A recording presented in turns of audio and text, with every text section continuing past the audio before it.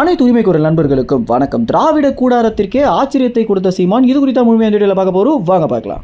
தமிழா நிகழ்ச்சியிலிருந்து விலகிய பிறகு கருப்பழனியப்பன் பார்த்தீங்கன்னா கலைஞர் டிவியில் வா தமிழா வா அப்படின்ற ஒரு நிகழ்ச்சியை நடத்திட்டு வந்துட்டு இருக்காரு. இந்த ஒரு நிகழ்ச்சி ரொம்பவே டிஆர்பியில் பின்தங்கி இருக்க காரணத்தினால தான் நிறைய வித்தியாசமான கேள்விகளை கேட்டு யூடியூப்ல பார்த்தீங்கன்னா தற்போது அதிகமான பார்வையாளர்களை இந்த ஒரு நிகழ்ச்சி வர வச்சிருக்கு.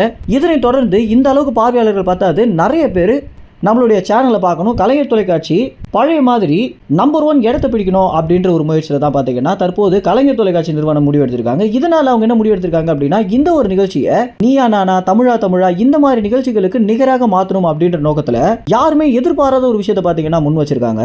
ஏன்னா இவங்க இந்த நிகழ்ச்சியை சிறப்பிக்கணும் அப்படின்னா திராவிட கொள்கைகளில் ரொம்பவே பிரபலமாக இருக்கக்கூடிய யார் வேணா பார்த்தீங்கன்னா அவங்களால சிறப்பு விருந்தினராக அழைக்க முடியும். ஆனால் அவங்க ஒரு தமிழ் தேசியரான சீமான் அவர்களை தேர்ந்தெடுத்தது அப்படின்றது யாருமே எதிர்பாராத ஒரு விஷயமாக தான் இருக்குது.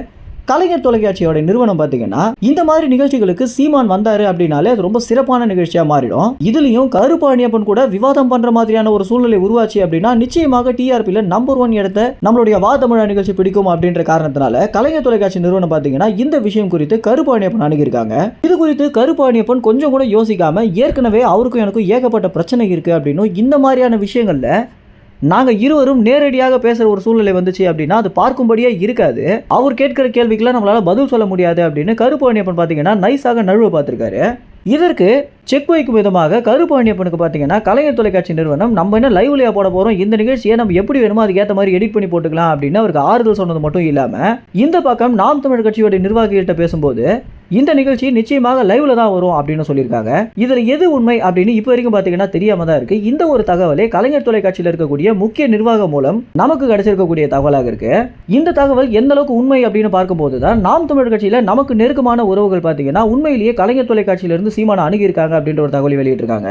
ஆனா சீமான் என்ன முடிவு எடுக்க போறாரு அப்படின்னு யாருக்குமே தெரியாம இருக்கு. ஏன்னா சீமான் அவர்கள் பாத்தீங்கன்னா இந்த 24 தேர்தல் தான் ரொம்ப முக்கியமான ஒரு களமாக இருக்கு அப்படின்னு அதற்கு ஆயத்தப்படுத்திட்டு இருக்காரு. பட வேலைகளை கூட பாத்தீங்கன்னா தள்ளி தான் வச்சிருக்காரு.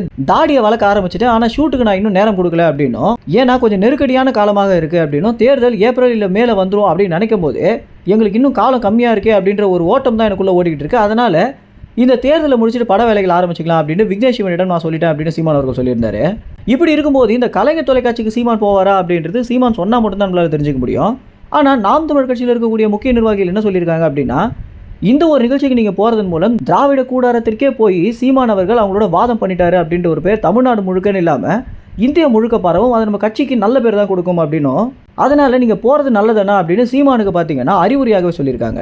மேலும் இந்த ஒரு தகவல் குறித்து சீமான் செய்தியாளர்கள் சந்திப்பில் பேசுவாரா இல்லையா அப்படின்றத நம்ம பொறுத்து இருந்தால் பார்க்கணும். இந்த ஒரு தகவல் குறித்து என்ன நினைக்கிறீங்க அப்படின்னும், ஒருவேளை கலைஞர் தொலைக்காட்சிக்கு சீமான் அவர்கள் போலாமா வேணாமா அப்படின்ற உங்கள் கருத்துக்களை கமெண்ட்ஸில் தெரிவிங்க. நன்றி, வணக்கம்.